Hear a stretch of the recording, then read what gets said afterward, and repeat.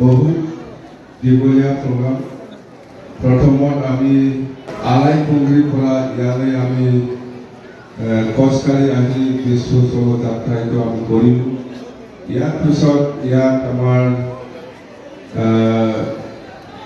চিৰাং জিলা বিপিএফ দলৰ জেমছ বসুমতাৰী ডাঙৰীয়াই মিটিংটো আদৰণি ভাষণ কৰি পেলাই আমাৰ সকলোকে ওয়েলকাম জনালোঁ।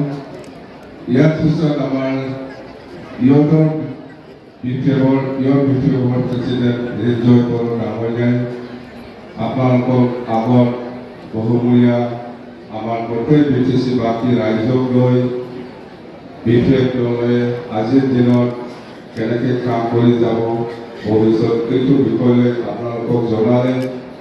ইয়াৰ পিছত এতিয়া অলপ পিছতে সকলোৱে জ্ঞানটো সকলোৱে জানে আমাৰ কাম্পা বৰগোহাঁই ডাঙৰীয়া অলপ পিছতে আমাৰ দলত জইনিং কৰিব।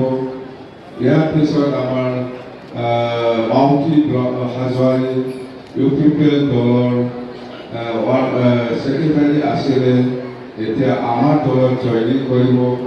আৰু ইয়াৰ পিছত ডক্টৰ সংগ্ৰাম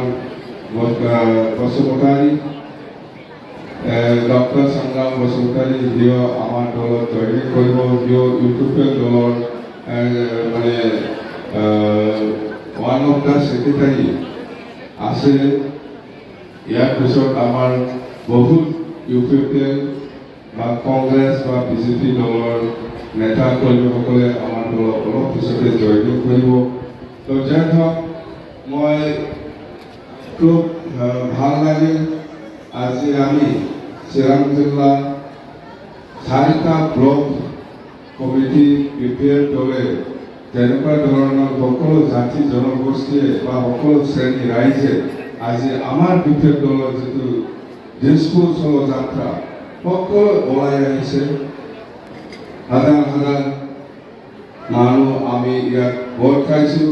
কথাটো হ'ল, উদ্দেশ্যটো হ'ল বিপিএফ দলক লাগে বিটিচি অঞ্চলত শান্তি, বিপিএফ দলৰ উন্নতি, বিপিএফ মানে বিটিচি অঞ্চলত একতা। আমাৰ যাত্ৰাৰ আচল উদ্দেশ্যটো হ'ল আমাক লাগে শান্তি, আমাক লাগে উন্নয়ন, আমাক লাগে একতা। সেইটোৱে আমাৰ মূল মন্ত্ৰ। আমি দিছপুৰত 15টা সমষ্টিত 15টা MLA NDA হৈ পেলাই পঠাই দিয়াটো আমাৰ বিপিএফ দলৰ উদ্দেশ্য। সেই উদ্দেশ্য লৈ পেলাই আমি এই ৰেলী বা এই যাত্ৰাটো আমি কৰি আছোঁ। আমি ধন্যবাদ দিবই লাগিব বিপিএফ দলৰ হৈ। আপোনালোকে যোৱা 2025 বিটিচি নিৰ্বাচনত সকলো শ্ৰেণী ৰাইজে, সকলো ধৰ্মীয় লোকসকলে, সকলো জাতি জনগোষ্ঠীয়ে বিপিএফক মৰম কৰি পেলাই যেনেকৈ সহায় কৰি আমাৰ বিপিএফ দলক চৰকাৰ বনাবলৈ সুবিধা দিছে, ইয়াৰ কাৰণে মই আপোনালোকক বিপিএফ দলৰ হৈ সকলো জাতি জনগোষ্ঠী, সকলো শ্ৰেণী ৰাইজক মই নমস্কাৰ জনাইছোঁ, মই ধন্যবাদ জনাইছোঁ। আমি কেতিয়াও পাহৰি যাব নোৱাৰে। আমি বিপিএফ দল হিচাপে আপোনালোকক কেতিয়াও পাহৰি যাব নোৱাৰে। আপোনালোকে ইমানেই কষ্ট কৰিছে, আদিবাসী হওক, মুছলিম হওক, বেংগলী হওক, ৰাজবংশী হওক, বড়ো হওক, গোৰ্খা হওক, 75 মাৰ্জলী, হিন্দীভাষী বা বেংগলী, তেনেকুৱা কষ্ট কৰি পেলাই আমাৰ দলক চৰকাৰ বনাবৰ কাৰণে যেনেকৈ সুবিধা দিছে, আমি কেতিয়াও পাহৰি যাব নোৱাৰে। আমি কৈছোঁ আপোনালোকে যেনেকৈ আমাক সহায় কৰিছে, আমিও এতিয়া আপোনালোকক সহায় কৰি যাম। কথাটো দেই। তো এতিয়া আমি প্ৰথমতে মই ভাবিছোঁ মই ভাষণ দিয়াৰ আগত মই আমাৰ ইউপিপিএলৰ পৰা আমাৰ নেতা আছিলে, ইউপিপিএলক ভালকৈ পাই পেলাই ইউপিপিএলক জইনিং কৰিছে, ইউপিপিএলৰ হৈ কাম কৰিছে। তো